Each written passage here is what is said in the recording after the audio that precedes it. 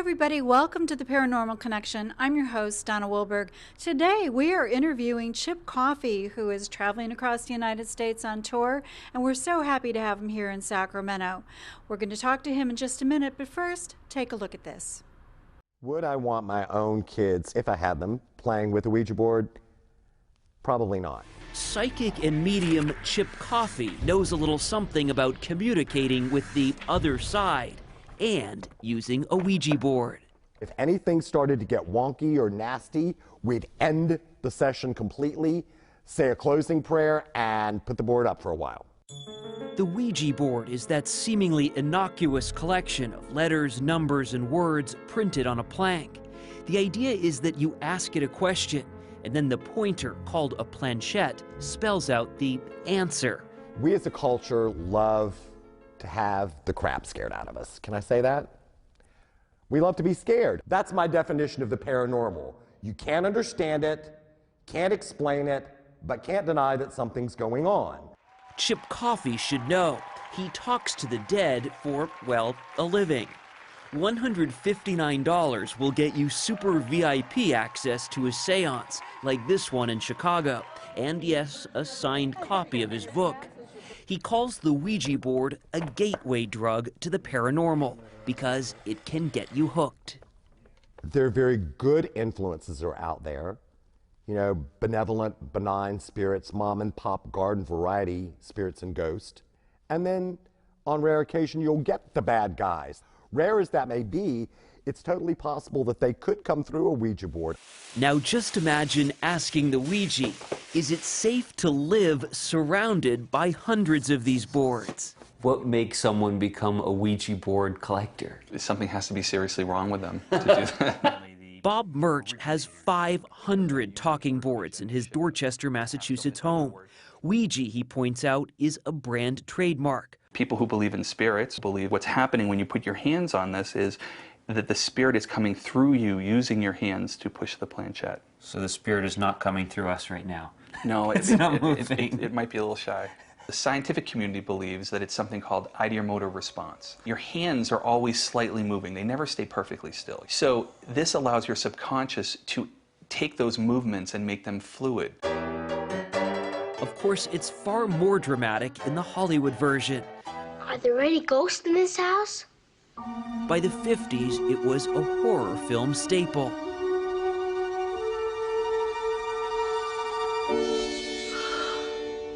Do you Ouija? What's that? Do you Ouija? On I Love Lucy, the planchette pointed to laughs. Have you had any success with the Ouija board? Oh, Ouija board. How has this endured as long as it has? Wanting to believe that there is something on the other side or that we can make contact is something that hasn't changed since 1890. 1890 was when the Ouija was first manufactured and marketed in Baltimore. Today, the city's Museum of Industry has an exhibit dedicated to Ouija history. This is a collection of Ouija paraphernalia. Catherine Dunkus is the collection's manager. No one knows that the Ouija is from Baltimore. So this is a bit of hometown pride? Yes, we're a weird town. Pictures reveal its place in pop culture. It was considered a parlor game, a party game. Norman Rockwell's cover of the Saturday Evening Post from May 1920 depicted the Ouija as a gateway to more than just another world. They're on a date, more than likely, and looks like he's trying to take advantage of her more than he should be. Legend has it the board picked its own name, spelling out O-U-I-J-A. And now a bit of living history. Stuart Fold and Kathy Fold are descendants of William Fold, who owned and ran the company that popularized the Ouija. I've always said to people, it's just a game, and that's how my father felt about it. If these things were truly the doorway to the devil, they wouldn't be sold in Toys R Us. The game, Murch explains, was sold to Parker Brothers in 1966 and is owned by Hasbro today. This was just marketing. This was a toy. This was entertainment. So the people who made this did not believe in the sense that this was contacting spirits. They just knew people loved to play. They knew they could sell something. And sell they have. Tens of millions of them. A lot of adolescents and kids love the whole idea of playing with a Ouija board. I mean, they made a pink Ouija board for girls. The Ouija board box, says Chip Coffey, might pose the biggest question. I know that there are those people out there that are going, no, no, no, no, we don't want to use the Ouija board. No, we will not have one in our home, blah, blah, blah. I'm not afraid of it. I just know that you got to use it responsibly. Chip, it's so wonderful to be sitting here right across from you in Sacramento, our beautiful city. Are you loving it here? I love it here. Good. We went downstairs this morning, and there's this lovely arch that says to Old Sacramento. And I'm like, since I'm old, I should go to Old Sacramento. I should go over there, like, right under the arch. I'm right with you, okay? Yeah, not so far. Not so far, I don't think. You're a lot farther from old than I am. And we've been on the road for a few days now, and I think we're all feeling a little old. My crew and I are feeling a little old, city to city to city to city. And we've driven all the way from San Diego to Sacramento, so that's a little haul. That is a haul. That is a haul. Yeah. Okay, well, let's talk about what your intention is for this tour. I think my intention for all the tours that I do is to reach out to my friends and my fans and do what is kind of my entire mission, and that is to bring some level of comfort and healing. That's two words that I take very seriously in my work, is to bring comfort and healing. And however I do that, through delivering messages from deceased loved ones or messages from spirit guides about how people can consciously live their lives, or through humor, or however, to bring some level of healing and comfort to those people whose lives I touch. I love it. Well, let's talk about your background. You came from theater. You've been doing that from a little kid. A little kid. Lots of people say to me, you know, oh, you've been an actor in the past, so are you acting when you do your psychic stuff? No. Why does one thing have to preclude you being another? You know, I can be an actor. I was a pretty decent actor, and I can be a psychic. Doesn't mean I'm acting when I'm a psychic. The way that it's really helped me for being in television and film and theater is it's given me a real sense of confidence to be in front of people, to be on stage, to speak to people, to know my way around a film set or a television set. And those things are very valuable, but as far as the acting thing goes, you know, this is very genuine what I do. This is authentic and real what I do. But back to the question you asked, yeah, I started acting when I was just a little kid, did some soap opera work in New York, some very limited soap opera work, some television and film, about 150 roles on stage, have written some plays, all produced, 35 actually. I wrote 35 plays, mostly for children, and produced all the plays. So I've been involved in the entertainment industry for a lot of years. And I just did, here's something that I don't know that you know, I did a science fiction / horror type film in LA in January, and it's called Night Visitor 2, Heather's Story. And I played, interestingly enough, a psychic. Not Chip Coffey. I played a character called Daniel, and it's a story about aliens who are trying to infiltrate planet Earth through the children. So a really interesting concept that was kind of different. I hadn't done any scripted work in a while, so it was fun to go back and do some scripted stuff. They worked me hard when I was in LA. I did, I think, 17 or 19 scenes in 2 days. You know, I think that part of our gift is creativity, and what better venue than acting or the arts to explore and create. I agree. And you know, there's so many people in the paranormal arena, not necessarily psychics, but people in the paranormal field who have actually been involved in other forms of the entertainment industry, acting or music or whatever. Adam Berry from Ghost Hunters, formerly of Ghost Hunters, is a brilliant actor and singer. Josh Gates from Destination Truth, brilliant performer. You know, other folks that are involved in the arena have Patty Starr, my friend in Lexington, Kentucky. She was involved in theater for many years. So a lot of people have been involved in various aspects of the arts and entertainment field. And, you know, it doesn't take away from the genuineness of what we do. I think that being open and creative and having that visionary mind somehow works on our behalf when we're doing what we do in the paranormal arena. I think there's two jobs that are constantly under scrutiny. One is the president, the other is a psychic. You know, I've had to get to the point where I really don't care what people think for the most part. I've got my critics, as do most people in the paranormal, and especially those who claim to have any sort of psychic gifts, and especially those even who have got some sort of celebrity or putting their face out in the public. I don't try to convince or convert people to my ways of thinking, and I don't care what you think. But, you know, if you don't believe, don't harass those who do. I agree with you 100%. And we're happy that you do what you do. Thank you. Let's talk about Psychic Kids. How did you get started with that? Psychic Kids was kind of an offshoot of Paranormal State. I started doing Paranormal State. I did several episodes of that, and then I did an episode called Vegas or Las Vegas. I'm not sure exactly what the title was. And in that episode, there was a young girl who was exhibiting some psychic and mediumistic abilities, and the producers knew that I had worked a lot with children in traditional counseling and therapy as a traditional therapist, and they also knew that I'd done some teaching and some work with children in the theater world. So they knew I had that background of working with families and kids, and when they saw the interaction between me and the young girl in that episode, I think their brains started to click a little bit, and they said this may be a good offshoot show. So we did a pilot for the show and then did 3 abbreviated seasons of the show. I think we did a lot of good work in the show. I think we helped a lot of children and families. And when the show was over, it felt a little incomplete, like there was a ... at the end rather than a period. So that's why I wrote my book, Growing Up Psychic, to kind of answer a lot of questions that so many people who are helping to raise psychic kids have in general. So that was the purpose of my book. So after the book was written, I kind of felt there was more of a level of completeness to the work that we had started with Psychic Kids. What was it like for you? As a psychic kid, is that the question? We didn't have the internet. We didn't have that instant knowledge that we do now. I mean, right now in this room, I could say, oh, you and I are sitting here talking, and in a few seconds after posting it online on social media, people all over the world can know that I'm sitting here talking to you. That didn't happen when I was a kid. You know, that was not the way the world functioned. So not a lot of people knew that I had abilities.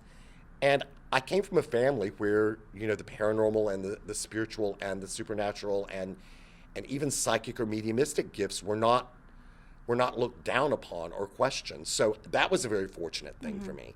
But I didn't grow up like some of the kids that I worked with. I was very, you know, maybe sheltered. No one made a big deal out of it. My family, and I tell other families this, if it's not a big deal, if bad things aren't happening and there's not a lot of chaos, don't make a big deal out of it. And my family didn't make a big deal out of it. So were you groomed at all? I mean, did you discuss some of the things that you were experiencing with your other family members? Groomed, I would say no. My parents didn't at all encourage it. They just kind of took the Beatles approach and did the whole let it be thing. And, you know, I lived in a haunted house when I was ages 10 to 14. And that was kind of spooky and weird. But, you know, we didn't have malicious or malevolent things go on, so that was fine. It was just the norm. Paranormal things, spiritual, supernatural things sort of followed my family around, and we just kind of took it with a grain of salt and didn't make a big deal out of it. Well, that leads me to another question. Sure. Did you ever have an experience that was uncomfortable for you? As a child, is that the question? Well, child growing up, did you ever feel that, you know, this is kind of scary, kind of very uncomfortable for me? I mean, we would have things that would happen when I was a kid that were, it would rattle you or startle you. I mean, lights turning on by themselves in the house that we lived in, piano playing by itself, doors opening and closing, cold spots in the house, you know, things such as this that would happen that would certainly get your attention. But again, it would be momentary, and the door would open and you would react to it, and it would sort of rattle you a little bit. But then it would be like, oh, well, this is the way we live. So we didn't make a big deal out of it. Yeah. Wow. So, you've been on Paranormal State. Yes. And do you have any other shows in mind that you plan on being involved with? You're smiling. I am. I mentioned the fact that I did a movie. I did recently a guest appearance on Drunk History on Comedy Central with my buddy Derek Waters, who's the host of the show. That was a fun little quick hit on that show. I did some guest appearances on Haunted Collector with John Zaffis and Real Fear with Katrina Weidman from Paranormal State. And I've got some other things that are coming up. I'm hedging what I can and can't say. I've got some other things that are coming up in the not too far distant future. So yes, I'm getting ready to be back on television sometime soon, hopefully, knock wood, on a regular basis. Well, that'd be special. Yes. People have said, we miss you on TV. I miss me on TV, so I'm ready to go back. So where will you locate? In LA, or are you going to stay in your No, I live hometown? I live in Atlanta, and the shows shoot all over the country, all over the world, so it's not really necessary to live in LA or New York if you're involved in the entertainment industry much anymore. It's so easy to get from one place to another in Atlanta. Atlanta's a great hub. Delta flies everywhere, so I can be almost anywhere in a short amount of time. So I like living in Atlanta. I've lived there for 30 plus years, and I've got a great house that I love dearly, and my 4 dogs, my cousin Kenny, and my friends and family members live in the Atlanta area, and it's very easy to get to LA or New York. And so I don't want to live in Atlanta's a big enough city. I don't want to live in the craziness of LA traffic, not that Atlanta traffic is not crazy, or the craziness of New York traffic and the hubbub that goes on there. Fun to visit. I'm happy in the suburbs of Atlanta. Well, speaking of your house in your hometown, you have a haunted room that you spoke of? I do. My house, you know, people that come and visit my house, Kenny and I who live there, the dogs, you know, we all kind of, again, take it as just de rigueur. It's kind of the way it is. It's life at the coffee house. Things happen, and, you know, not malicious or malevolent. It's just weird, unexplainable things go on. We see out of the corner of our eye somebody walking down the hallway. Doors will open and close. People walking upstairs that we can hear, particularly in the room that you mentioned, which is our haunted guest room. I stayed in the room one night when I gave my room to some overnight guests, and heard several people just having a conversation in the room, and I rolled over and went back to sleep. And then the second time that they wouldn't shut up, I sort of sat up in bed and I said, "You guys need to shut up, I'm sleeping," and nothing happened beyond that. But nothing bad in my house. You know, we've had some full body apparitions in the house, some people talking in the house, things moving around and upporting in the house, but nothing bad at all. You know, no bleeding walls yet, and anything bad happening, nothing. Well, let's talk about your gifts, because you're pretty well-rounded psychic medium. So do you always see the apparitions? No, I'm not like Whoopi Goldberg in Ghost. I don't get the stuff 24/7, 365. I've sort of learned how to manage my abilities so that they don't become intrusive or overwhelming. I see little snippets of almost like videos inside my head, or hear parts of songs or words or phrases or lines from movies or books or music, and sometimes I'll just see a flash of an image, or it's like a smell. It's almost as though it bypasses my 5 human senses and imprints itself in my brain, almost like an afterthought. I realize it doesn't belong to me, but it's coming from an external source. And that's probably the best wording I can use to explain how it feels. And it comes to me in whatever ways,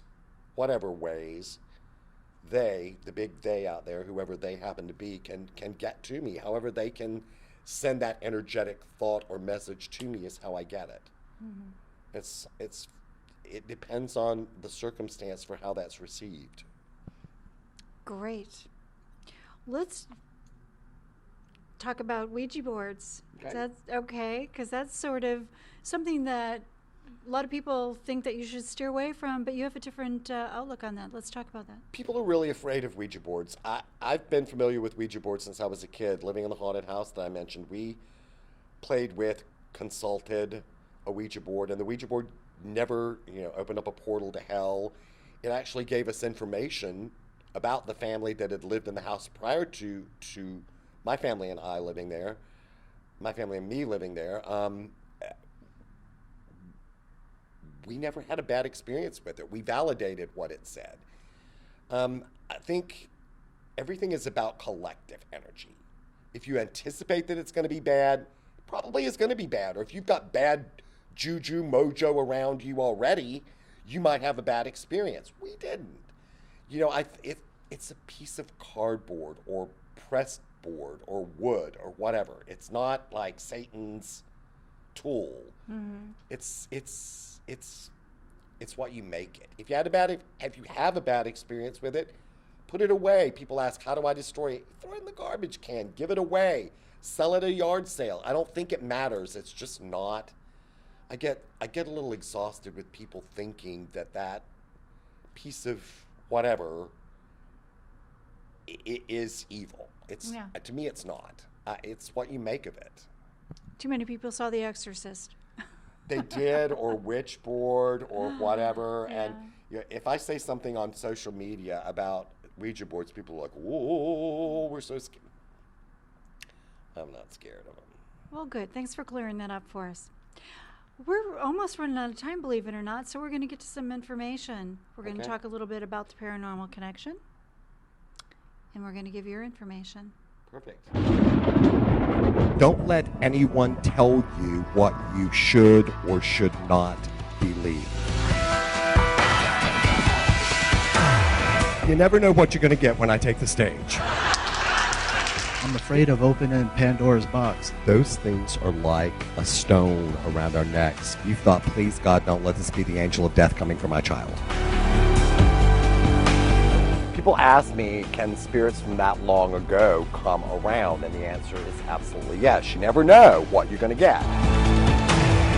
They're probably over there going, I see them doing, really? It was wonderful. It was wonderful. She says, it's about damn time you got your act together. I knew that my question had to be answered. The Paranormal Connection airs the first and third Thursday at 9:30 p.m. Pacific Standard Time. Our companion show, Story Connection, airs the second and fourth Thursdays of each month. Each episode repeats the following Friday at 1:30 p.m. and Saturday at 5:30 a.m. Watch these programs online at the same air times by going to accesssacramento.org and clicking Watch 17. In the Sacramento region, you can see us on Comcast Channel 17 and on AT&T Channel 99. You can find previously aired shows on the Paranormal Connection YouTube channel. For information on upcoming shows and previous Paranormal Connection guests, go to paranormalconnectiontv.blogspot.com. You can contact us at paranormalconnectiontv@gmail.com. And don't forget, find us on Facebook, become a friend, and become a fan. So now that we've got that out of the way, we've got a couple minutes left. What would you like to say to everybody out there in Sacramento who's listening to this program? And actually, it's going to be throughout the world. Wow.